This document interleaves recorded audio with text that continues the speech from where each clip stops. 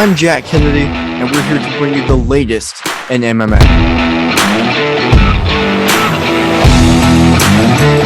Hey everybody, my name's Hunter Boss, and what the boss says goes.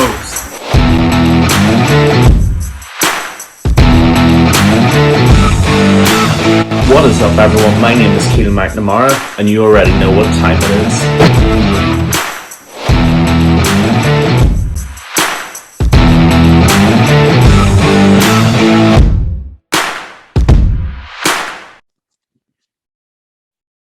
Hello, everyone, and welcome to the MMA Island Podcast. I am Jack Kennedy alongside Keelan McNamara and Hunter Boss. And today we have joining us UFC flyweight Cody Durden. Cody, thank you so much for joining us today. What's going on, guys? How you doing? We're doing fantastic here at the MMA Island Podcast. We have a great episode lined up for everyone watching today. And let's get started with the news. So, Cody, we have a fight booked March 19th against Mohammad Mokaev. How excited are you for this fight? What do you think about the matchup against this opponent? I think it's going to be a great fight. You know, he's a young, up-and-coming prospect. Got a good record, 30-0, 30-fight win streak, 5-0 as a pro, 6-0 as a pro, something like that. But I just think he hadn't fought anyone like me. You know, I'm going to bring the fight to him, and whenever you fight me, you know you're going to be in for a fight. So we'll see how it goes. For sure. Is there something, are you trying to make more of a statement because this is his debut in the UFC? Are you trying to welcome him in and make a huge statement to get your name up in the rankings at flyweight? Absolutely. One of my goals is to break the top 15 by the end of the year. And I think with a win or two, I can definitely do that. But as far as pressure, I'm not feeling any pressure. I've lost before. I don't have a huge name, and he's got all that. So we'll see what happens. Yeah. Awesome. Yeah, I'm really excited for this fight, I have to say. I've been watching fights from both you guys, and I have to say, I don't think he's fought anyone like you, Cody, and I mean that actually, from the bottom of my heart. I don't think he's fought a full-fledged mixed martial artist that is yourself. You're so good at taking down your opponents. You're two-time wrestling high school champion, as well as fantastic striking. I feel like we got to see some really good striking from you last fight. So I'm really excited for this fight. I think Mohammad has no idea what's coming. Yeah, I mean, my takedown defense is superb. I train with the best guys in the world. And even if you take me down, I'm getting to my feet. And I know that. So, I mean, it's going to be a good fight, but I'm definitely no pushover, and I'm coming to win. So he better be ready. Yeah, this is my thing with this fight, and Hunter's just touched on it. Mohammad Mokaev is a very good prospect. I mean, that's the reason they gave you him for sure, Cody. But the thing is, he hasn't really been tested in a true dog fight before, from what I've seen. And he is on that 35, 36 fight win streak, whatever it is. I can't remember it off the top of my head. But he's never been through the flames on that level. He's never really had to stand toe-to-toe with a real tough, gritty challenge such as yourself. And he's never really had to grit it out and use his heart to get the win. And that's really what we're going to have to see from him if he's any chance of getting past you. That's why all three of us are so excited for this fight. And I got to say, from my perspective as well, Cody, I am really, really hyped for this because I think this does a lot for the flyweight top 15. And I think if you win, you're very much on the way to that top 15, top 10. Yeah, I mean, I've had one of the best training camps so far. I'm down here at American Top Team in South Florida, training with the best guys in the world. I'm right now we're 3.5 weeks away. I'm injury free, and there's no excuses. There's no COVID this fight camp. There's no injury so far. So, man, I'm pumped, and I'm ready. I'm really ready. For sure. That's something I'm so glad you just touched on right there, because my whole point with this thing is there's UFC level, and then there's the rest. And we're about to find out, right, if Mokaev is ready for the UFC. But you've proven that you are ready for the UFC because you've come off wins. You're training with some of the best guys in the world at American Top Team. I'm so excited for this fight. And just, you touched on it a little bit, but how important is it training at a camp like that, especially for a fight against this guy like Mokaev? Man, the resistance here is just every round is a great, training partner. Tony Gravely, Jason Eastman, Danny Sabatello, Kyoji Horiguchi. Every round I go with down here, you're not the hammer, so you learn from being the nail, and that's how you actually improve. And these are the best guys in the world around my weight class. So to be able to train with them, I can truly say I'm blessed, and I'm thankful. Absolutely. Absolutely. Well, looking forward to that fight very much. March 19th, we will all be watching. Everyone listening to us, you should be watching as well. Cody Durden, that's going to be amazing. Let's talk about the best of the best now. And we're talking Brandon Moreno, Davison Figueiredo, the champions of the flyweight division. Now, Cody, what do you think about the whole title situation right now? Do you think the fourth fight is what they should go into? And what do you just think about these two title contenders, title holders, in Brandon Moreno and Davison Figueiredo? Man, that's a toss-up because, at the same time, I want to see Moreno get the belt back again, and the fights are so close, but the division must move on. We got Pantoja, he's in line. We'll see what happens with Askar Oskov and what's the other guy's name? Car France. Yeah, exactly. And it's we got to move on. Somebody's got to build their way back up. And if they go with the fourth fight, I won't be disappointed. But if they move on, I won't be disappointed. So it's a toss up for me. I wouldn't hate if they revisit the fight in the future. Maybe they have Figueiredo defend the belt once or twice, and then if Moreno's still on top of the weight division, kind of like Robert Whittaker was with Israel Adesanya, I would love to see maybe them come back and maybe do the fourth match, maybe in Brazil, maybe in Mexico. Either one. I think I want to see this fourth fight, but I can wait a little bit. We've seen them back to back to back, and it's just getting a little. Not that I'm getting bored of it by any means. But it's good to mix up the division, and I'm all for it, mixing it up. Yeah, exactly. Yeah, I very much agree with Cody and with Hunter in this as well. The thing with divisions in the UFC, especially over the last number of years, is that we've seen the two extremes.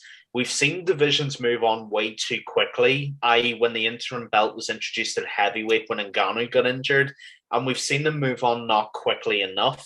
And this fight probably leans more towards the latter end of that scale, a la, featherweight perhaps, or some other divisions like that. I'm with Cody and Hunter in this. Would I be upset having to watch a fourth fight? No, absolutely not. If it's in Mexico City, I'd fly and go and see that. That's one of the best fights you can make. But at the same time, both guys make excellent points. You do have to move on at some point. And really, this should be the last time they fight, probably, unless it's so good you can't not have it be that way. Because Cody just mentioned the three guys who should be getting title shots: Alejandro Pantoja, Askar Askarov, and Kai Kara France. All three guys are riding momentum, and all three guys need their shot, and you can't hold it off forever either. So I'm not disappointed at all that this fight's happening, but definitely need to move on after it. Yeah. I like what all you guys are saying and everything, but you know what? I'm going to go a little bit of a different opinion here, right? Just to mix it up a little bit. I would love to see the fourth fight. And I know it might hold things up a little bit, but just seeing those, we've never seen a situation like this before, right? Where there's a tie and then Moreno wins and then Figueiredo wins. The only thing that why I on the surface agree with all of you is because they have the Askarov versus how am I just blanking on this name? Askarov versus Kai Kara France fight. They literally have that booked right now. And any other situation would be very clearly the next person in line for the title, right? Now, so what I think the UFC should do, right? If they have that fight, and if that fight is a clear winner, not too much damage, then I think you have to do the winner of that fight fights Davis and Figueiredo for the belt. However, if that fight is like a war, if it's a 5-round war and both guys take a lot of damage, I think you book the fourth fight versus Moreno again, let those other guys recover, see what happens. And I agree with you guys. I could not imagine a world where there's talks of a fifth fight between these guys, because there's never been a fourth fight in the UFC's history. There's only been trilogies, but it's just such a weird situation with the tie. Like, who knows? Your division, Cody, is so exciting, and just having you in it to break through and everything. I mean, it's got to be exciting as a guy in that division to be fighting some of the top guys potentially in your career. Yeah, I mean, just knowing what the potential you have and what you can bring to the table, and knowing you haven't brought that yet is something, you know, that I think about every day, you know. And so you know, I think you're going to see the best me on March 19th. Absolutely. Well, we're all very excited for that. And let's move on to the last topic of the day. We're talking UFC 272, right? This is a fun one. We got Colby Covington, Jorge Masvidal. Cody, what is your predictions and just thoughts on this matchup? I think it's a great fight. You know, Colby Covington's definitely the top of the division. Jorge Masvidal, another guy, top of the division. And the fact that they knew each other, they were best friends, and now they hate each other, and people are crazy talking about, oh, this is staged. You know, I see Jorge training every day, and I can 100% tell you this isn't staged. And I just think that if Jorge can stop the takedowns, you know, and in the later rounds, the third, fourth round, you know, continue to get to his feet, and I think he can come out with a win. I like it. You know, Cody, we're very similar here. I'm going to have to agree with you. I think Jorge wins this one, guys. And I know I'm not crazy. I'm not crazy, guys. I know Colby Covington is super good. We've talked about it before on the podcast. We know he's one of the best in the world for surely. But I think Masvidal is truly one of the most talented strikers in that division, and that's going to cause problems for Colby Covington here.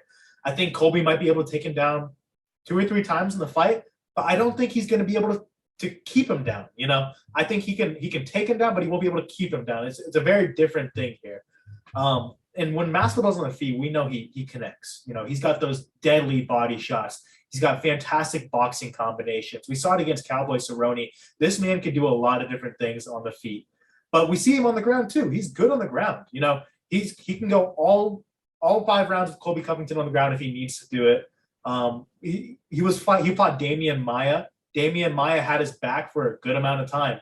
And Jorge Masvidal still was able to accurately defend it and was not submitted by Damian Maia. I mean, that all in itself is a feat. You know, if you can not get submitted by Damian Maia, you're a true grappler. You know, you know what you're doing. And they teach it right at American Top Team. Masvidal can do this fight, I think. Masvidal could win it. Masvidal can definitely do this fight. Yep. Yeah, before I give my take on this, I actually had a question for you, Cody, because I'm really curious to know what the answer might be to this. You said there a minute ago that there's, and obviously you're right in what you say, there's a lot of media outlets who've claimed that this is fake beef, with which none of us believe it is whatsoever. In American Top Team down in Coconut Creek, what is the feeling like in camp with Jorge? What's the feeling amongst the coaches and the teammates? How is everybody? Are you all amped up for this as Jorge is? I am. You know, just being able to train alongside, you know, such legends of the sport at this very moment is it's surreal. You know, I'm just a kid from you know, I lived in a trailer park till I was 10 years old, and you know, I was always in sports and had big dreams, and now I'm living the dream, you know. And it's surreal, you know, and you just gotta, you know, live for the moment. Yeah, for sure. I mean, I don't think any of us are going to disagree with that, because I think you're absolutely correct. Now, there is a reason I think Jorge Masvidal could win this fight, and it's a reason that you briefly alluded to, Cody, and you did as well, Hunter. I think Colby is going to enter this fight the way he entered his last fight with Kamaru Usman, and he's going to enter it too emotional, and he's going to be too eager to keep the fight standing to try and knock Jorge out. And the problem is Jorge is not Kamaru Usman, because Jorge, probably in terms of pure boxing, is much better than Kamaru Usman. And Hunter just said he can rip those body shots. That southpaw shot to the liver is one of the most vicious weapons in Jorge Masvidal's arsenal. It's very Irish Mickey Ward-esque, if you know what I'm talking about from boxing. That if he can land a few of those, he can start to cripple Colby and he can force him to back up. And that's where Colby could be in real trouble. Now, if Colby comes out and tries to wrestle, we've probably got a different conversation on our hands. Even though the guys at American Top Team will no doubt have Jorge primed for the best takedown defense possible, if he can keep that fight standing, the fight becomes Jorge's to lose. Be under no false impression about that, because Jorge's stand-up is a lot better than Colby's. I mean, Cody, I've said this a lot in the podcast. I'm sure you might agree. Colby punches for volume. Colby doesn't punch to knock you out. He punches to stop you from punching, whereas Jorge punches to home run your head into the stadium every time he lands. So the longer this fight stays on the feet, Jorge Masvidal has got a much better chance of knocking him out. Yeah, I agree with you guys. If I had to make an unofficial super early prediction, right, which we're a while out, but I would probably lean a little bit towards Colby Covington just because of the cardio, the pace that he puts over 5 rounds, and the fact that he is so tough to finish. However, I think the biggest point that goes in Jorge Masvidal's favor is because he's training at American Top Team, right? Look at how amazing his takedown defense has really been in those Kamaru Usman fights, right? Even the first one, he really didn't get taken down that much. The reason he lost was because Usman just held him against the cage for the majority of the fight. And the short notice part of it. Exactly.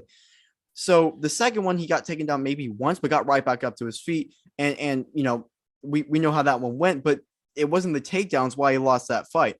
Colby Covington's best part of his game, he's not training with guys like Trevor Whitman who have been constantly improving his boxing or anything like that. And he does not hold the power that Kamaru Usman or Jorge Masvidal hold.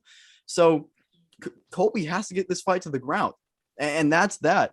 And what Usman or what Masvidal has shown in his past couple of fights is that his takedown defense is absolutely there, and he can just demonstrate it. So I agree with you guys with everything you're saying. If Masvidal can keep this fight on the feet, which he has shown that he's able to do, I mean, Colby Covington could be in real trouble at any point during this fight. If someone can drop Nate Diaz like Masvidal can drop Nate Diaz, you can drop anybody, especially Colby Covington. So, I'm beyond pumped for this fight. I can't even imagine being in the same gym as these guys, getting ready for it and everything. I'm so excited.